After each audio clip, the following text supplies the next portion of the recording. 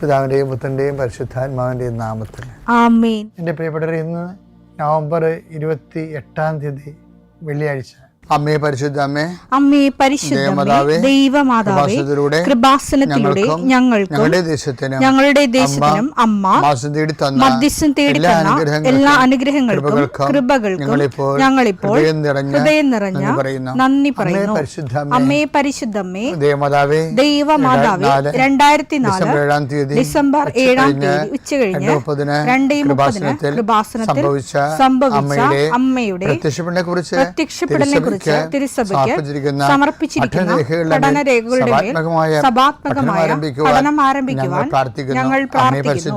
അമ്മേ പരിശുദ്ധമേ, ഭൂസ്വർലോകങ്ങളുടെ രാജ്ഞിയായ അങ്ങേയ്ക്ക് ഭൗമസംരക്ഷണത്തിനായി പ്രപഞ്ചപ്രകൃതിയെ തന്നെ തിരുസഭ പ്രതിഷ്ഠിക്കുവാൻ ഈ പ്രത്യക്ഷീകരണം വഴി ഇടയാക്കണമേ. പരിശുദ്ധമേ, ജപമാല മാതാവേ, സകല കൃപാസനം പ്രാർത്ഥനയോടും ചേർത്ത് ഞങ്ങളിപ്പോൾ പ്രാർത്ഥിക്കുന്ന ഈ കുടുംബത്തിന്റെ പ്രത്യേക നിയോഗം പറ മക്കളെ.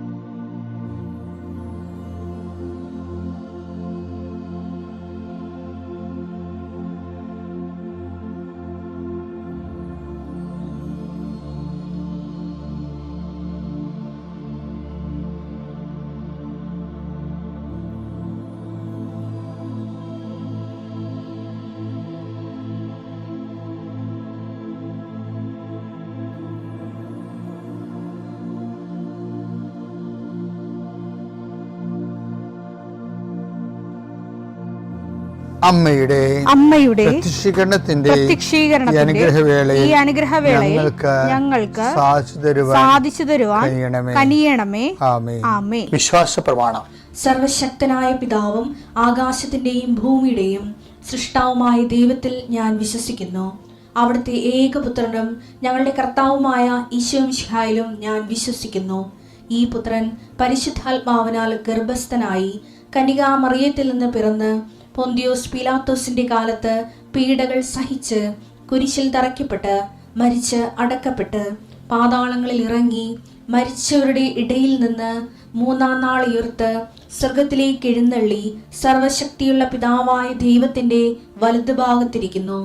അവിടെ നിന്ന് ജീവിക്കുന്നവരെയും മരിച്ചവരെയും വിധിക്കുവാൻ വരുമെന്നും ഞാൻ വിശ്വസിക്കുന്നു. പരിശുദ്ധാത്മാവിലും ഞാൻ വിശ്വസിക്കുന്നു.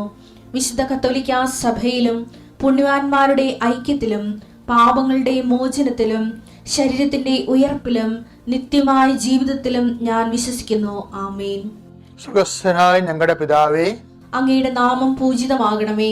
അങ്ങയുടെ രാജ്യം വരണമേ. അങ്ങയുടെ തിരുമനസ് സ്വർഗത്തിലെ പോലെ ഭൂമിയിലും ആകണമേ. അന്നു വേണ്ടുന്ന ആഹാരം ഇന്ന് ഞങ്ങൾക്ക് തരണമേ. ഞങ്ങളോട് തെറ്റ് ചെയ്യുന്നവരോട് ഞങ്ങൾ ക്ഷമിക്കുന്നത് പോലെ ഞങ്ങളുടെ തെറ്റുകൾ ഞങ്ങളോടും ക്ഷമിക്കണമേ. ഞങ്ങളെ പ്രലോഭനത്തിൽ ഉൾപ്പെടുത്തരുതേ, തിന്മയിൽ ഞങ്ങൾ രക്ഷിക്കണമേ. ആമേൻ. നന്മ നിറഞ്ഞ മറിയമേ, സ്വസ്തി. കർത്താവ് അങ്ങയുടെ കൂടെ സ്ത്രീകളിൽ അങ്ങ് അനുഗ്രഹിക്കപ്പെട്ടവളാകുന്നു. അങ്ങയുടെ ഉദരത്തിൻ ഫലമായി ഈശോ അനുഗ്രഹിക്കപ്പെട്ടവനാകുന്നു. പരിശുദ്ധ മറിയമേ, തമ്പുരാന്റെ അമ്മേ, പാപികളായ ഞങ്ങൾക്ക് വേണ്ടി ഇപ്പോഴും ഞങ്ങളുടെ മരണസമയത്തും തമ്പുരാനോട് അപേക്ഷിക്കണമേ. ആമേൻ. കർത്താവേ, നിന്റെ ഉന്നതമായ നാമത്തിന് സ്വസ്ഥം ചെയ്യുന്നു. കർത്താവേ, നിന്റെ വിശുദ്ധ പൗരോഹിത്യത്തെ മഹത്വപ്പെടുത്തണമേ. കർത്താവേ, സഭയിലുള്ള സാന്നിധ്യം ദൃഢമാക്കണമേ.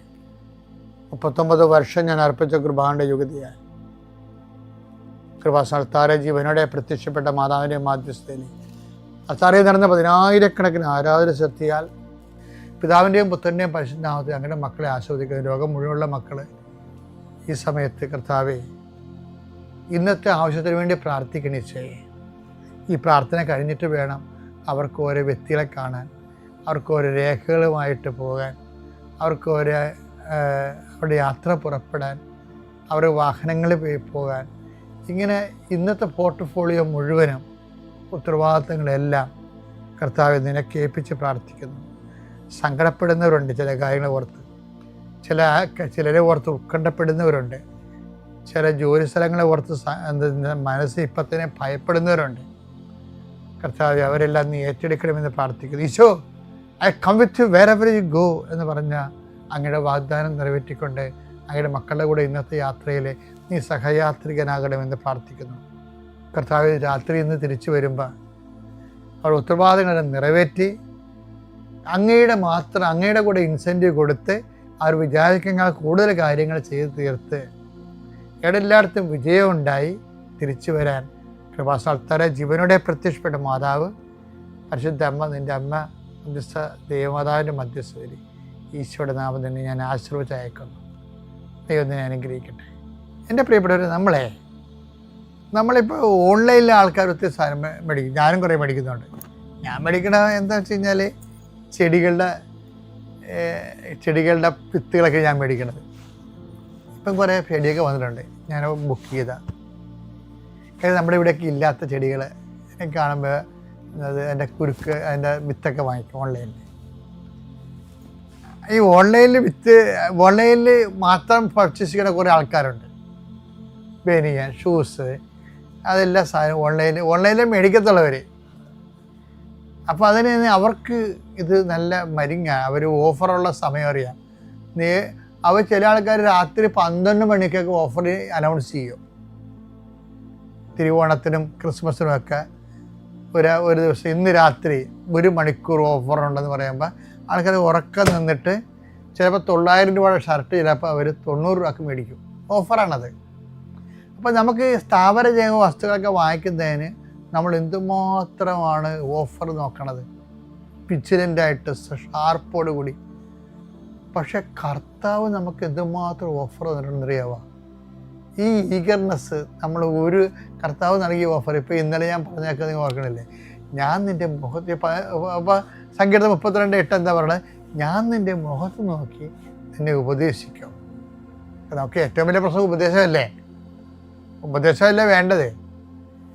ഈ ആൾക്കാരെല്ലാം തെറ്റിപ്പോണ അങ്ങോട്ട് നമുക്ക് നേരെ പോണതിന് പകരം നമ്മൾ വേറെ വഴിക്ക് പോയാൽ വല്ലയിടത്തും എത്തുക. ഉപദേശം പ്രധാനപ്പെട്ടതാണ്. നീ എന്നെ ഉപദേശിക്കേണ്ടതൊക്കെ പറയണില്ല, മണ്ടത്തരമാണ്. ആൾക്കാർക്ക് ഏറ്റവും പ്രഷ്യസ് ഉപദേശമാണ് വേണ്ടത്. അപ്പം എന്താണ് കാര്യം? നീ നടക്കേണ്ട വഴിയാണ്. യോഹന്നാൻ 16:14 വരാനിരിക്കുന്ന കാര്യങ്ങൾ അവൻ നിങ്ങളെ അറിയിക്കും. അത് വരാനിരിക്കുന്ന കാര്യങ്ങൾ അവൻ നിങ്ങളെ അറിയിക്കും. അത് ഓഫറാണത് ശരിക്കും പറഞ്ഞാൽ. നമ്മുടെ ജീവിതത്തിൽ വരാനിരിക്കുന്ന കാര്യങ്ങളെക്കുറിച്ച് നമുക്ക് കർത്താവ് സൂചന തരും. അതിനകത്താന്നും പറഞ്ഞ് ഞങ്ങൾ കൈ നീട്ടി ചെല്ലരുത്. കർത്താവിന് തോന്നണം നിനക്ക് വരാനിരിക്കുന്ന കാര്യങ്ങൾ പറഞ്ഞു തരാൻ പറ്റിയ ആളാണെന്ന്. പറഞ്ഞില്ലേ, ഞാൻ കഴിഞ്ഞ ദിവസങ്ങളൊക്കെ ഞാൻ പറഞ്ഞില്ലേ, ദൈവത്തിനൊന്നും അസാധ്യമല്ല, പക്ഷേ എല്ലാം ലളിതമല്ലെന്ന്. എന്താ കാര്യം? നമ്മളതിൻ്റെ പേയ്മെൻറ്റ് നമ്മൾ ആ പ്രോസസ്സിലൂടെ പോകണം. ഇപ്പോൾ ഈശ്വരനെ തന്നെ ആ പ്രോസസ്സിലൂടെയല്ല കൊണ്ടുപോയത്. അനുഭവിലൊക്കെ വിട്ട് പരീക്ഷിച്ചൊക്കെ എടുത്തിട്ടാണ് പ്രോസസ്സിലൂടെയാണ് വരത്തുള്ളത്. അപ്പം അതുകൊണ്ട് ദൈവത്തിൻ്റെ മുമ്പിൽ നമുക്ക് കുറേ പ്രലോഭനങ്ങൾ ഉണ്ടാകണമെന്ന് വെച്ച് കഴിഞ്ഞാൽ എല്ലാം നമ്മളുണ്ടാക്കണമല്ല, കുറച്ച് ദൈവം തന്നെ നമ്മളെ ടെസ്റ്റ് ചെയ്യാൻ വേണ്ടി ഉണ്ടാക്കും. ഇപ്പം എൻ്റെ ഏറ്റവും വലിയ വിഷയം വെച്ചാൽ വിശ്വസ്തതയാണ്. ഇപ്പം എൻ്റെ നിർമ്മലം എന്ന് പറഞ്ഞാൽ കഴിഞ്ഞ ദിവസം നമ്മൾ കണ്ടില്ലേ, അങ്ങനെയൊക്കെ വരണമെന്നുണ്ടെങ്കിൽ ഈ ആ ടെസ്റ്റുകളെല്ലാം പാസ്സായി ഈസിയാണ്, എല്ലാം ഈസിയാണ്. ഞാൻ നിങ്ങൾ പറയുന്ന കാര്യങ്ങൾ നിങ്ങൾ ശ്രദ്ധിച്ചാൽ നിങ്ങൾക്കത് പെട്ടെന്ന് മനസ്സിലാവും. അല്ലെങ്കിൽ മനുഷ്യന്മാരെപ്പോലെ തന്നെ നമ്മൾ കാറുകയും പോവുകയും ചെയ്തെടുക്കും. ഇപ്പോൾ ചില വീടുകളിലൊക്കെ ഇല്ലേ, കടലോരത്തെ ആൾക്കാരൊക്കെ, കടലോരത്ത് ഇപ്പോൾ ജീവിക്കുന്ന ആൾക്കാരൊക്കെ മരിപ്പൊക്കെ വരികയാണെങ്കിൽ അവർ ഞങ്ങളുടെ ആൾക്കാർ സ്വരത്ത് നിലവിളിക്കും. സ്വരത്ത് നിലവിളിക്കല്ലേ? നിലവിളിച്ചില്ലെങ്കിൽ അവർക്ക് എന്തോ കുഴപ്പമുള്ളതായിട്ട് ആൾക്കാർ തോന്നും. അപ്പോൾ അവൻ നിലവിളിക്കേണ്ടതാണെന്നുള്ള ആ ഇമോഷണൽ സെറ്റപ്പിൽ. പക്ഷേ വേറെ ചില സ്ഥലത്തൊക്കെ നമ്മൾ ചെല്ലുമ്പോൾ മരിപ്പ് എത്ര ഇൻറ്റിമസി ഉള്ളവർ നിലവിളിക്കാൻ നമുക്ക് കാണത്തില്ല. അതെന്താ സംഭവം? ദുഃഖമില്ലാത്തതാണ് അവർക്ക്. കഠോരമായ ദുഃഖം ഉണ്ടാകും ചിലപ്പോൾ. പക്ഷെ അവർ നിലവിളിച്ച് അങ്ങനെ ശീലിച്ചിട്ടില്ല. നിലവിളി ആരും പ്രതീക്ഷിക്കണില്ല. സമൂഹം ആ നിലവിളി പ്രതീക്ഷിക്കണില്ല. അവരുടെ ആ സമൂഹം ആ നിലവിളി പ്രതീക്ഷിക്കണില്ല. അതുകൊണ്ട് അവർ ഞങ്ങൾക്ക് ഇങ്ങനെ ഗിയർ ചേഞ്ച് ചെയ്ത് ഒക്കെ ഇങ്ങനെ നിൽക്കുക, ഞങ്ങളടിച്ചൊക്കെ നിൽക്കുകയുള്ളൂ. അങ്ങനെ കാർക്കുപി നിലവിളിക്കത്തില്ല. ചില സ്ഥലങ്ങളിൽ നിലവിളി പ്രതീക്ഷിക്കുന്നുണ്ട് സമൂഹം. അപ്പോൾ അവർ ലാവിഷായിട്ട് നിലവിളിക്കോളാം. അപ്പം ഞാനിങ്ങനെ ആരെ ആക്ഷേപം സംസാരിക്കുകയല്ല, ഓരോ രീതിയിലാണ് ഓരോ ആൾക്കാരെയും വിഷയത്തിൽ വരുന്നത്. ഇത് തന്നെ ആധ്യാത്മികതയിലും അതുപോലെ വരുന്നുണ്ട്. ശരിക്കും പറഞ്ഞാൽ നമ്മൾ ദൈവമായിട്ടുള്ള ഡീലിങ്സിൽ പലപ്പോഴും ചില ആൾക്കാർ, ഞാനെപ്പോഴും ഈ പരിശുദ്ധ അമ്മേനെയാണ് അമ്മ എന്ത് ചെയ്യുന്നതെന്ന് നോക്കത്തുള്ളൂ. അമ്മയുടെ ഏറ്റവും വലിയ സംഭവം വെച്ചാൽ അമ്മയും ഈശോയും ഒരേ ടൈപ്പാണ്. എന്താ, കൊല്ലാൻ കൊണ്ടുപോകുന്ന കുഞ്ഞാടിനെ പോലെ ശാന്തനായിരുന്നു. രോമം കത്തിക്കുന്ന ശാന്തനായി നിൽക്കുന്ന കുഞ്ഞാടിനെ പോലെ ആ മൂകനായിരുന്നൊക്കെ പറയുമ്പോൾ വിഷയത്തിൽ ഒരു ഇമോഷണൽ ലെവല് കൺട്രോൾഡാണ് ശരിക്കും പറഞ്ഞത്. ചില സ്ഥലത്ത് ഇമോഷണൽ ലെവല് അത്ര കൺട്രോൾഡല്ല. കാര്യം വെച്ച് കഴിഞ്ഞാൽ അത് സർക്കംസ്റ്റൻസ് അനുസരിച്ചാണ്. ഇപ്പോൾ മാതാവാണെങ്കിൽ ഹൃദയത്തിൽ ഭയങ്കര വിഷമം ഉണ്ടാകുന്ന സമയത്തായാലും ഹൃദയത്തിൽ സംഗ്രഹിച്ച് കളയാതെ അതിൻ്റെ സൗണ്ട് ഇപ്പോൾ സൈലൻസർ വെച്ച് കളയും. ഇപ്പോൾ ചില വണ്ടിയില്ലേ, ചില പോലീസ് വണ്ടിക്കൊക്കെ ഭയങ്കര സ്വരം, പക്ഷെ അത് വന്നെ അറിയത്തില്ല.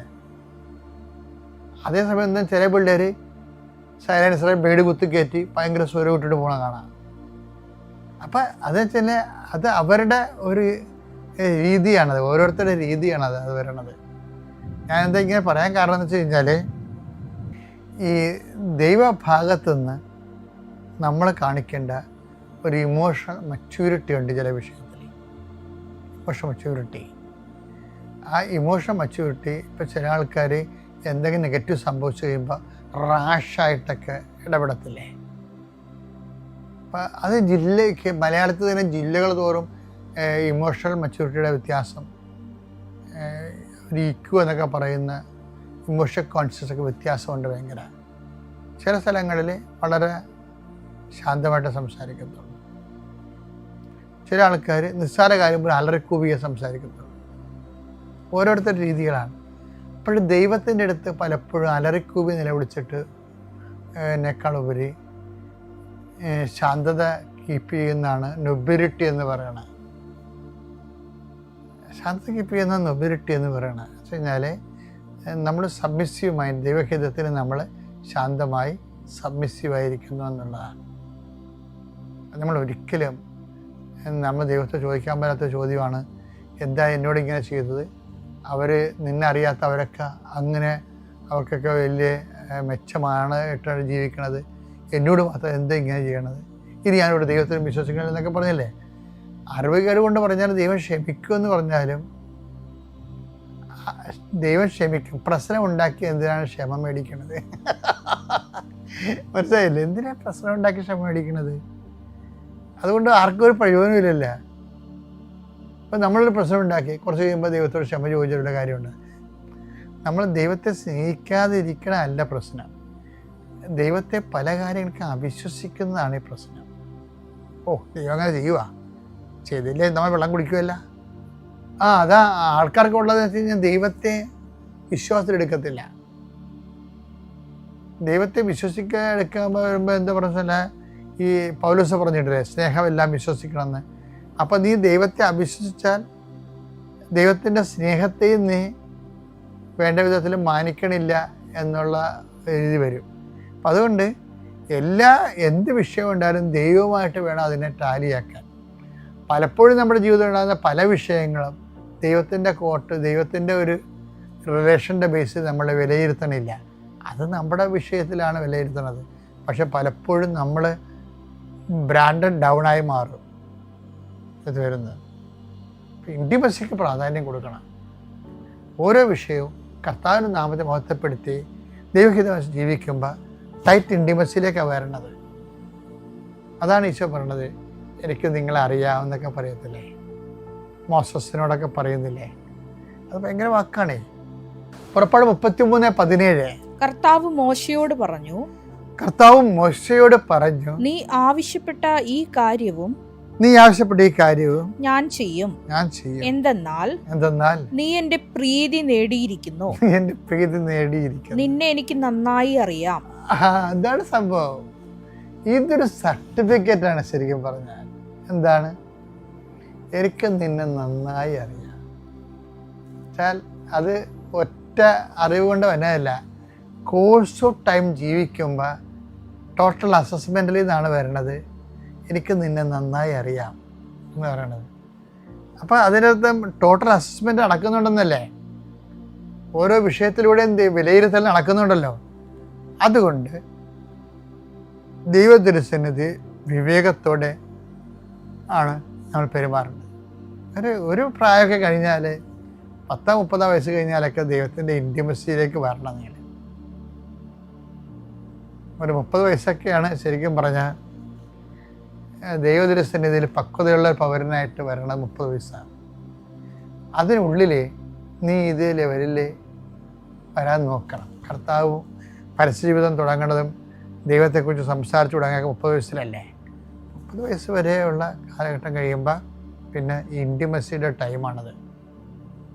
അതൊന്ന് എല്ലാ കാര്യവും ഇൻറ്റിമസി വർക്ക് ചെയ്യാൻ വേണ്ടി ഓരോ ദിവസവും അതിനുവേണ്ടി